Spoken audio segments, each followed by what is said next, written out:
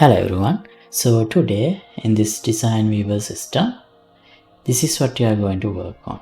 Here we see this building, and when I click on this building, these subsections of this building appears like this. So sub buildings, so whatever you want to call them. This one does not have any subsections, so it doesn't show up anything. But if I click on the main building again, the sub buildings disappear. So this is what we are going to work on today. And before we get started, let me remind you that you can download the project files of this project and all other thousands of projects I have done in my channel from the Patreon page. Once you become a member, you can access not just this project, all thousands of projects I have done. And here is the full playlist of this series. Everything is implemented and explained from scratch. You can follow these episodes and implement everything by yourself. So feel free to check it out. I'll leave links to everything in description below. And now let's get back to today's episode.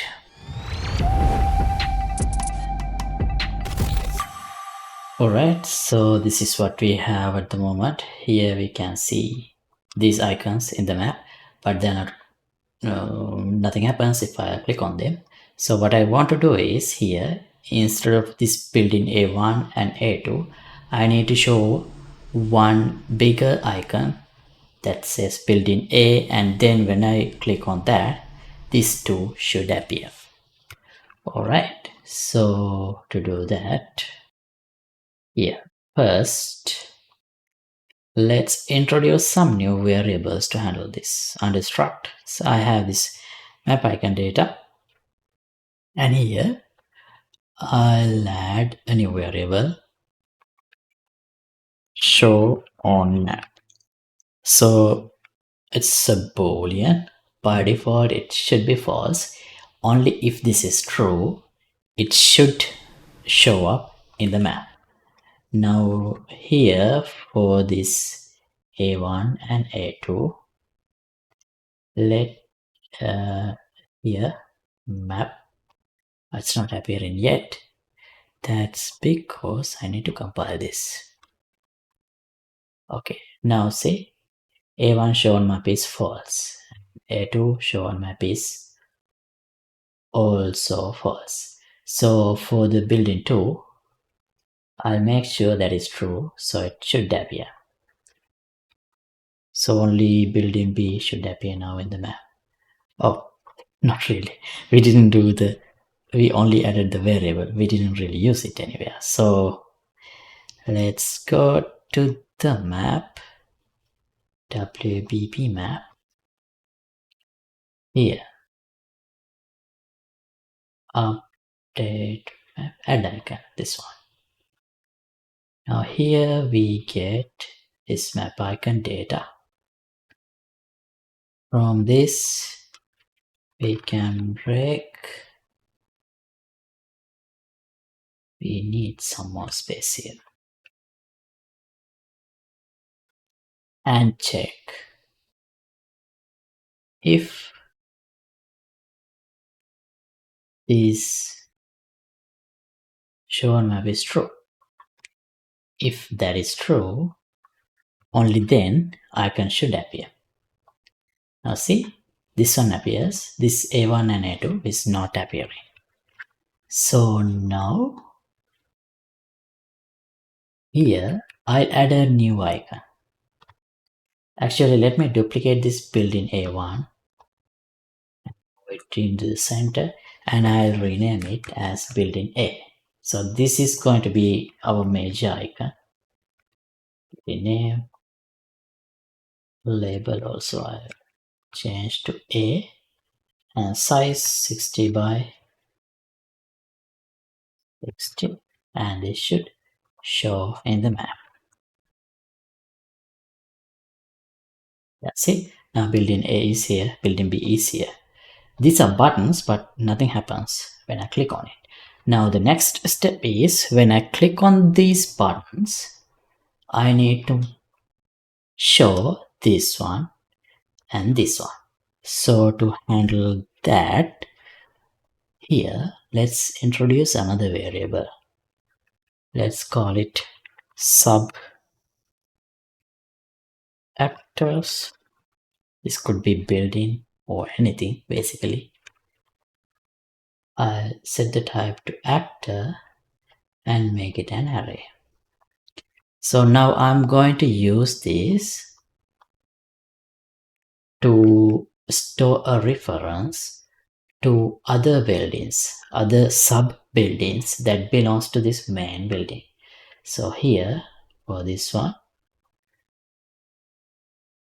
select map icon component, sub actor. I'll add 2 elements and I'll assign this one A1 and A2.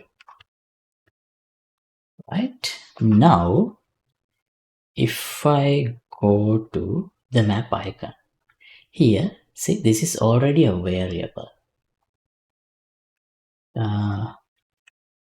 Let's call it base, button base, because this is in the row. So we already have a click event here on clicked. So on clicked, what I can do is I can get the map icon data and then break and check if we have sub actors. Well, not really. Actually, let's not do that here. Let's add a callback on icon clicked. Okay. And now on icon clicked, let's add pass a parameter, this button itself, wpp map icon. Let's call it clicked icon. And I'll call on icon clicked and pass a reference to cell, which is this button itself. Now let's subscribe to this event, this dispatch on icon clicked dispatch. Clear from the map. We should do that when we create the map icon widget. That is this one. So drag a line, bind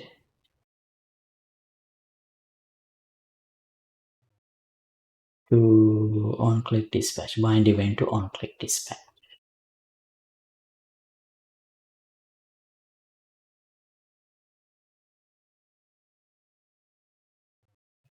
Event, create event.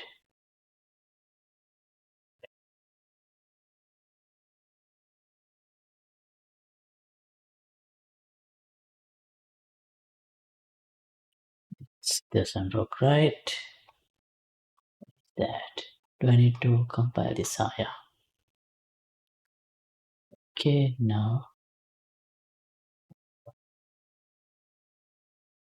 fresh. Create event. Okay, now this is correct. Now here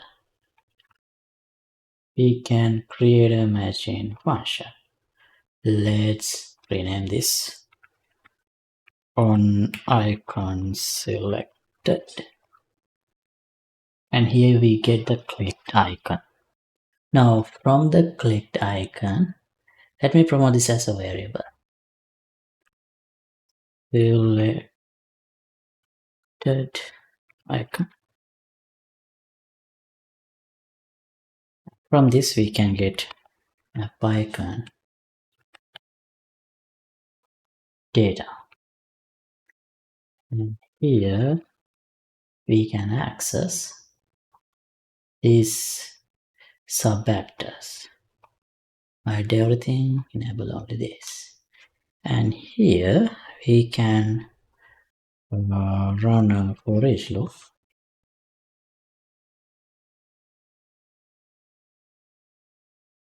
and each element For each element, we can get component by class. So here we can access this map icon component.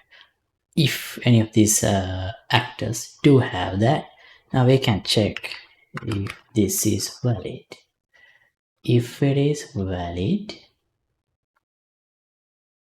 we can do this. Icon data, we can get map icon data and set members. So here we need to make this show on map true. If it is false, we need to make it true, but if it is true, we need to make it false. So we can break this, get show on map, and get the note of this. Actually, you know what? Don't worry about this right now. Let's just make this true. So after setting this true, I need to reload icons. So the new icons that are enabled, this show on map, will also appear on the map. So we have these load icons, which basically get all the actors with the map icon tag and add that icon to the map. So we can do that, but we need to avoid duplicating. So let's clear it before loading. Here we already have these map icons for each loop. You know what? Let's collapse this to a function. Here icons.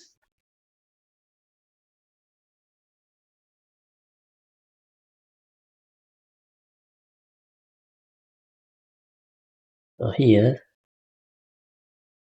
now we can remove from parent all the icons. And then at the end, clear.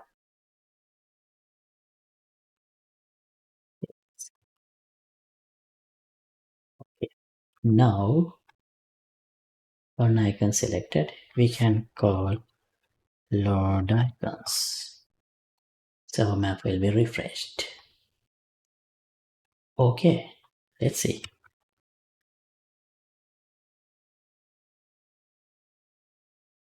See, only B and A appears. If I click on A, building A1, A2, both appears.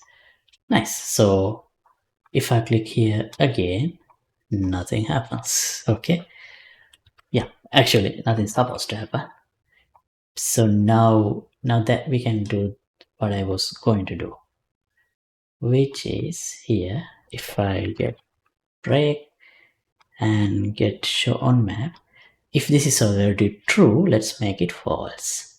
So by using a not boolean, but if this is already false, this will become true. Now use that. So we can toggle visibility of sub building. Yeah, click A1, A2, click, goes. A1, A2, okay, simple. So yeah, that's all I am planning to do in this episode. Next time we will work on, by clicking on the sub buildings, how to actually go to that building and focus on that building so that we can view the building in the game itself and automatically close the map. So thanks for watching. Let me know if you have any questions in the comments, and don't forget to like and subscribe. See you in the next episode. Goodbye.